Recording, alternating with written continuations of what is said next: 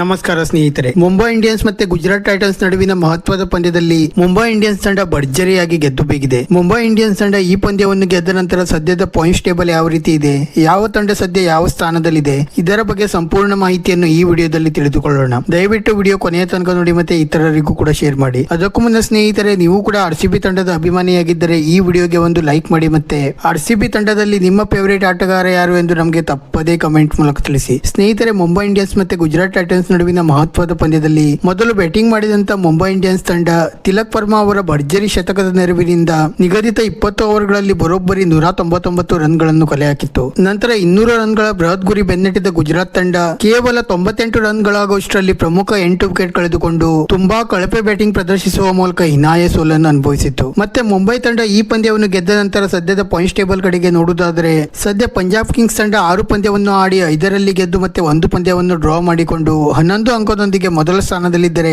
RCB ತಂಡ 6 ಪಂದ್ಯವನ್ನು ಆಡಿ 4ರಲ್ಲಿ ಗೆದ್ದು ಮತ್ತೆ 2ರಲ್ಲಿ ಸೋತು 8 ಅಂಕದೊಂದಿಗೆ 2ನೇ ಸ್ಥಾನದಲ್ಲಿದೆ. ಮತ್ತೆ ರಾಜಸ್ಥಾನ್ ತಂಡ 6 ಪಂದ್ಯವನ್ನು ಆಡಿ 4ರಲ್ಲಿ ಗೆದ್ದು ಮತ್ತೆ 2ರಲ್ಲಿ ಸೋತು 8 ಅಂಕದೊಂದಿಗೆ 3ನೇ ಸ್ಥಾನದಲ್ಲಿದ್ದರೆ, SRH ತಂಡ 6 ಪಂದ್ಯವನ್ನು ಆಡಿ 3ರಲ್ಲಿ ಗೆದ್ದು ಮತ್ತೆ 3ರಲ್ಲಿ ಸೋತು 6 ಅಂಕದೊಂದಿಗೆ 4ನೇ ಸ್ಥಾನದಲ್ಲಿದೆ. ಮತ್ತೆ ಡೆಲ್ಲಿ ತಂಡ 5 ಪಂದ್ಯವನ್ನು ಆಡಿ 3ರಲ್ಲಿ ಗೆದ್ದು ಮತ್ತೆ 2ರಲ್ಲಿ ಸೋತು 6 ಅಂಕದೊಂದಿಗೆ 5ನೇ ಸ್ಥಾನದಲ್ಲಿದ್ದರೆ, ಗುಜರಾತ್ ತಂಡ 6 ಪಂದ್ಯವನ್ನು ಆಡಿ 3ರಲ್ಲಿ ಗೆದ್ದು ಮತ್ತೆ 3ರಲ್ಲಿ ಸೋತು 6 ಅಂಕದೊಂದಿಗೆ 6ನೇ ಸ್ಥಾನದಲ್ಲಿದೆ. ಮತ್ತೆ ಮುಂಬೈ ಇಂಡಿಯನ್ಸ್ ತಂಡ 6 ಪಂದ್ಯವನ್ನು ಆಡಿ 2ರಲ್ಲಿ ಗೆದ್ದು ಮತ್ತೆ 4ರಲ್ಲಿ ಸೋತು 2 ಅಂಕದೊಂದಿಗೆ 7ನೇ ಸ್ಥಾನದಲ್ಲಿದ್ದರೆ, CSK ತಂಡ 6 ಪಂದ್ಯವನ್ನು ಆಡಿ 2ರಲ್ಲಿ ಗೆದ್ದು ಮತ್ತೆ 4ರಲ್ಲಿ ಸೋತು 4 ಅಂಕದೊಂದಿಗೆ 8ನೇ ಸ್ಥಾನದಲ್ಲಿದೆ. ಮತ್ತೆ LSG ತಂಡ 6 ಪಂದ್ಯವನ್ನು ಆಡಿ 2ರಲ್ಲಿ ಗೆದ್ದು ಮತ್ತೆ 4ರಲ್ಲಿ ಸೋತು 4 ಅಂಕದೊಂದಿಗೆ 9ನೇ ಸ್ಥಾನದಲ್ಲಿದ್ದರೆ, KKR ತಂಡ 7 ಪಂದ್ಯವನ್ನು ಆಡಿ 1ರಲ್ಲಿ ಗೆದ್ದು ಮತ್ತೆ 5ರಲ್ಲಿ ಸೋತು 3 ಅಂಕದೊಂದಿಗೆ ಪಾಯಿಂಟ್ಸ್ ಟೇಬಲ್ ನಲ್ಲಿ ಕೊನೆಯ ಸ್ಥಾನದಲ್ಲಿದೆ. ಇದಾಗಿತ್ತು ಸ್ನೇಹಿತರೆ ಸದ್ಯದ ಪಾಯಿಂಟ್ಸ್ ಟೇಬಲ್. ವಿಡಿಯೋ ಇಷ್ಟ ಆಗಿದ್ದರೆ ಲೈಕ್ ಮಾಡಿ ಮತ್ತೆ ಚಾನೆಲ್ ಅನ್ನು ಸಬ್ಸ್ಕ್ರೈಬ್ ಮಾಡಲು ಮರೆಯಬೇಡಿ.